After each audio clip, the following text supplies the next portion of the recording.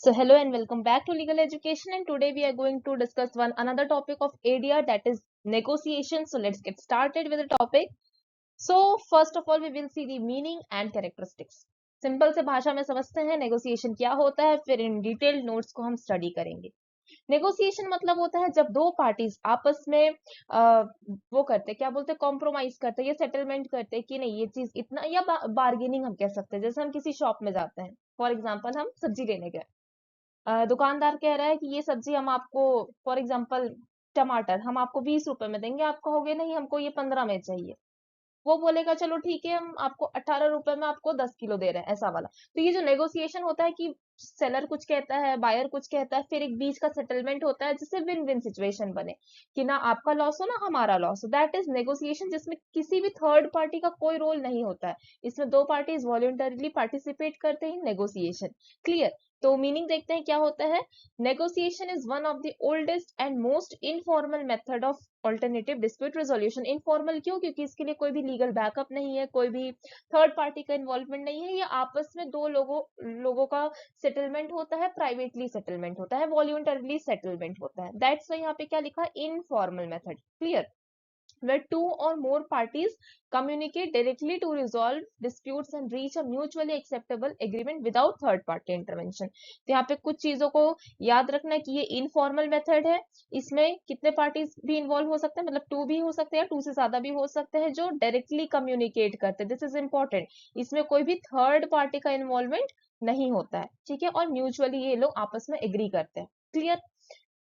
What is the exact definition of the negotiation? Negotiation is a voluntary process in which parties attempt to resolve disputes through direct communication and mutual agreement। ये याद रखना कि direct communication हो रहा है, mutual agreement हो रहा है, और किसी भी थर्ड पार्टी का इन्वॉल्वमेंट नहीं हो रहा है। ये तीन इंग्रेडिएंट्स याद रखना, और इनफॉर्मल मेथड है। ठीक, एग्जाम्पल जैसे मैंने बताया, बिजनेस कॉन्ट्रैक्ट डिस्कशंस होते हैं, सैलरी नेगोशिएशंस की। अगर कोई एम्प्लॉई है, वो कहीं एम्प्लॉयमेंट के लिए जाता है, तो वहां पे जो एम्प्लॉयर होता है वो उसको कहता है कि हम आपको 50,000 देंगे, पर एम्प्लॉय कहता है नहीं, मैं मेरे पास जो स्किल्स है उसके अकॉर्डिंग तो 80,000 आई डिजर्व। ले दे के 20 का सेटलमेंट होता है, ठीक है हम आपको 65 देंगे, और वो जो एम्प्लॉय होता है वो मानता है। तो ये क्या हो गया, salary negotiation.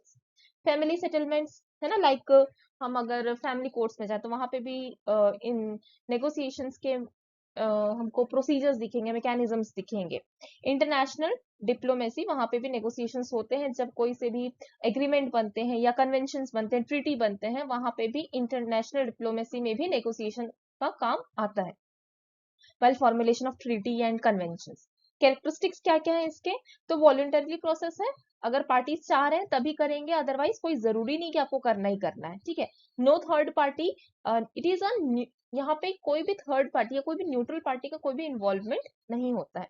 Informal procedure, no strict legal rules और फॉर्मेलिटीज, इसके लिए कोई भी प्रोसीजर्स नहीं है कि आपको इन प्रोसीजर्स के थ्रू ही जाना पड़ेगा। म्यूचुअल एग्रीमेंट होता है, फ्लेक्सिबल होता है, पार्टीज अपने हिसाब से date time place venue procedure decide करती हैं। कॉन्फिडेंशियल होता है, कोई भी, क्योंकि ये प्राइवेट होती है ना, दो पार्टीज आपस में डिस्कस कर रहे हैं, तो कॉन्फिडेंशियलिटी होती है इसमें। इंटरेस्ट बेस्ड, कि दोनों पार्टीज के इंटरेस्ट को हम सेव कर सके, द बोथ द पार्टीज का इंटरेस्ट जो है वो सेव हो सके।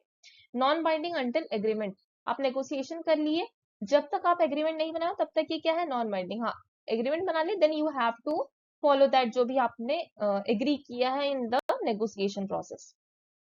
थियरीज, थ्री थियोरीज हैं, distributive, integrative, principle negotiation. Distributive में होता है विन लूज, इंटीग्रेटिव में होता है विन विन, और प्रिंसिपल में भी एक तरीके से विन विन सिचुएशन ही होता है। समझते हैं कैसे होता है डिस्ट्रीब्यूटिव नेगोशिएशन थ्योरी। इसमें ये होता है कि देखो जो रिसोर्सेज होते हैं वो लिमिटेड होते हैं। फॉर एग्जाम्पल कि एक शॉपकीपर है जहां पे सिर्फ 2 ही लैपटॉप बचे हैं, और उन 2 लैपटॉप को वो 60,000 में बेच रहा है ना।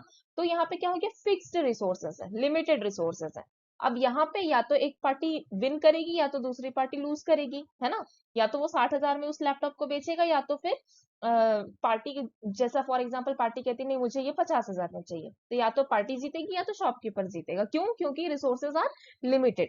यहाँ पे होता है कॉम्पिटिटिव बार्गेनिंग, है ना। फॉर एग्जाम्पल प्राइस बार्गेनिंग, जो मैंने लैपटॉप का एग्जाम्पल दिया, कि यहाँ पे एक पार्टी विन करेगी एक पार्टी लूज करेगी। वाई? बिकॉज रिसोर्सेज लिमिटेड है हमारे पास। इंटीग्रेटेड में होता है कि म्यूचुअल बेनिफिट देखते हैं, ठीक है, प्रॉब्लम है, इसके ऑल्टरनेटिव और क्या क्या सॉल्यूशंस होते हैं, एक वाइडर एस्पेक्ट में, पर्सपेक्टिव में देखा जाता है, ठीक है। इतने प्रॉब्लम है, इसके इतने सारे सॉल्यूशंस है, अब हमको कौन सा बेटर लगता है, हम उस अप्रोच को फॉलो करेंगे। तो यहाँ पे कोऑपरेटिव अप्रोच होता है। यहाँ पे क्या था हमारे पास, कॉम्पिटिटिव अप्रोच की यहाँ पे या तो विन होगा या तो लूज होगा।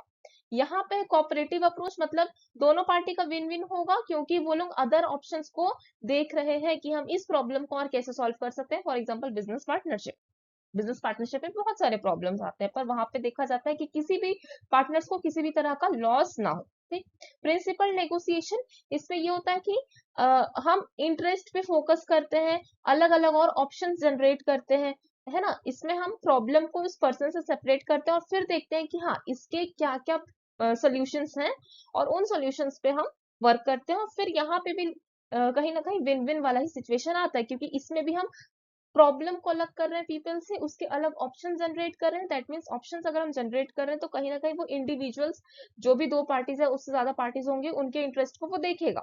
इसलिए यहाँ पे क्या हो रहा है, विन विन वाला सिचुएशन हो रहा है। इसमें क्या याद रखना है कि separate people from problem, focus on interest, generate options and use objective criteria. Objective criteria मतलब एक लिखा ना यहाँ पे getting to yes. Objective criteria 4-5 options होते हैं जिसमें हम टिक मार्क लगाते हैं कि हाँ ये हो सकता है, ये नहीं हो सकता। That is objective criteria.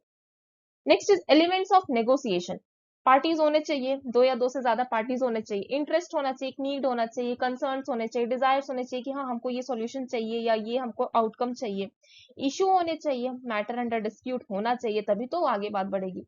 Alternative, बांटना बांटना, है ना। एक होता है best alternative to negotiated agreement या worst agreements to negotiated agreement, है ना। तो बांटना बांटना वाला कॉन्सेप्ट यहाँ पे नेगोशिएशन में आता है। Communication, exchange of proposals and ideas. यहाँ पे हम जो दूसरा थ्योरी देखे या थर्ड थ्योरी देखे, उसमें हम ये देखे कि वहाँ पे एक्सचेंज ऑफ आइडियाज हो रहे हैं कि ये प्रॉब्लम है, उसके ये सारे और एक्सेट्रा एक्सेट्रा सॉल्यूशंस है। बार्गेनिंग पावर, हम दूसरे को इन्फ्लुएंस कर सकते हैं। लाइक अगर हम इंटरनेशनल लेवल पे देखें तो वहां पे ट्रीटी या कन्वेंशन साइन होते हैं, तो वहां पे भी नेगोशिएशंस के थ्रू ही हम इन्फ्लुएंस कर सकते हैं जो भी आउटकम्स होंगे as per our countries need.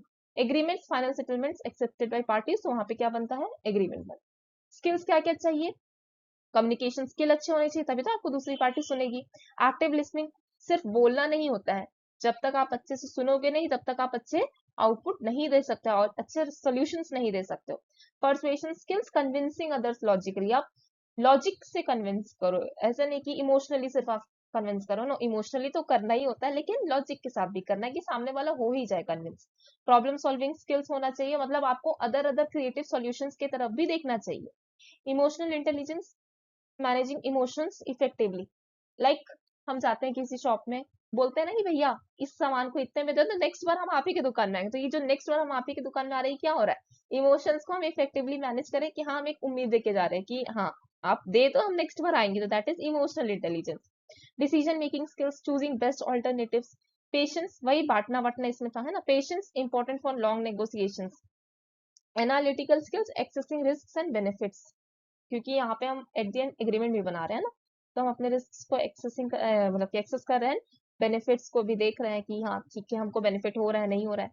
Conflict management, handling disagreements कामली, यहाँ पे सब चीज शांति से होता है क्योंकि यहाँ पे कोई भी थर्ड पार्टी नहीं है जो जज करे या जो बाइंडिंग डिसीजन है, ऐसा कुछ भी नहीं है। तो यहाँ पे सारी चीजें आराम से होती हैं।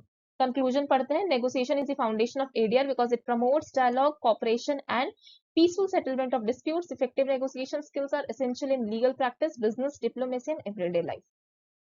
ठीक है, तो ये सारी थी हमारे नेगोशिएशंस के ऊपर एक डिस्कशन छोटा सा। आई होप कि आपको समझ आया होगा। Thank you.